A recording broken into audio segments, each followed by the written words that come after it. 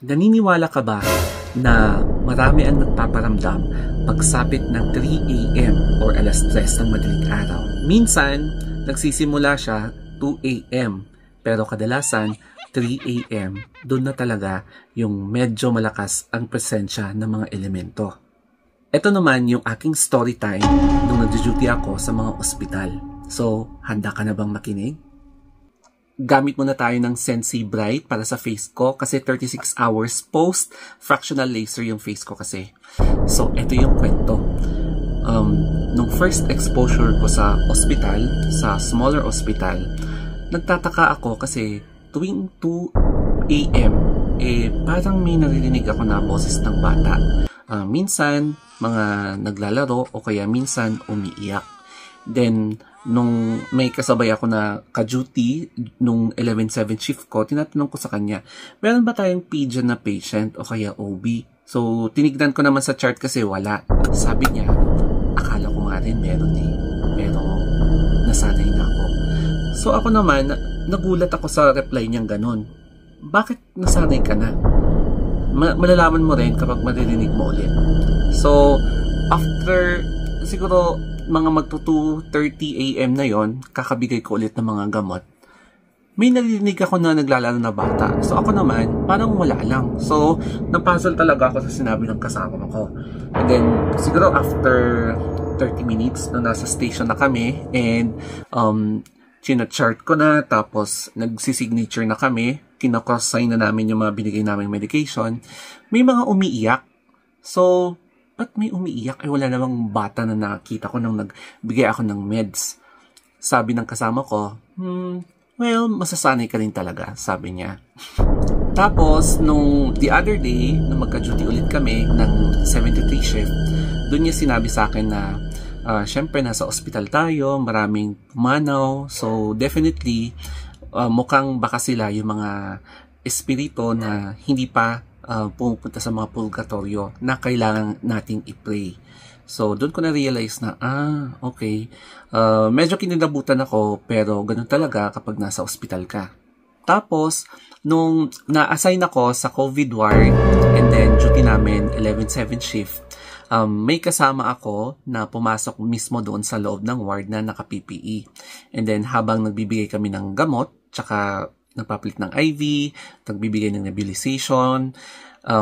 Kapag pumupunta kami sa pinakagilid ng ward, syempre ang init-init, no? Kapag naka-PPE ka, biglang malamig yung pakiramdam. So, sabi ko sa kasama ko, parang may aircon dito sa part na to. Then, sabi niya, hindi naman kasi sobrang init kapag naka-PPE ka. Pero hindi kapag pupunta talaga kami sa gilid, parang may something na nararamdaman namin. Lalo na walang masyadong pasyente doon, tapos walang ilaw, mga ganon. And then, after naming magbigay ng gamot, parang iba yung pakiramdam namin na hindi namin ma-explain na tumatayo yung balahibo namin. And during that time, kasagsagan ng pandemic, marami na kaming pasyenteng na CPR, pero hindi talaga kaya. Tapos, eto na naman. So, yung ward kasi, kung saan kami naka-assign, parang nahati siya. Yung outside part, tsaka yung inside part. So, ako, nasa inside na naman. So, nakapipi na naman ako, may kasama ako, and then, prepare na namin yung mga gamot, no? So, tahimik noon, at around 2 a.m. or 3 a.m. So, bigyan na namin yung mga gamot, no? And, chine-check ulit namin kung baka may na-miss kami, tsaka naglilinis na. And then, parang may biglang umiiyak na bata, gumaganon siya. So, sabi ko, wala naman kaming patient na nakita na or nadaanan na may bata. O kaya, wala naman kaming OB patient na na-admit sa COVID. Pero, may mga ganun kami naririnig. And then, o kaya baka may naligaw na mga watcher na hindi lang namin nakita. Pero talagang wala. Tinanong namin sa mga ibang kasama namin kung tsaka chinek namin sa mga chart or sa census, wala talaga. So sabi ko sa kasama ko, ano yun? Sabi ko, tapos sabi din niya sa akin, ano yun? So minsan naghawakan talaga kami ng kamay and nag-aantayan talaga kami na sabay lumabas papunta sa outside na nurse station.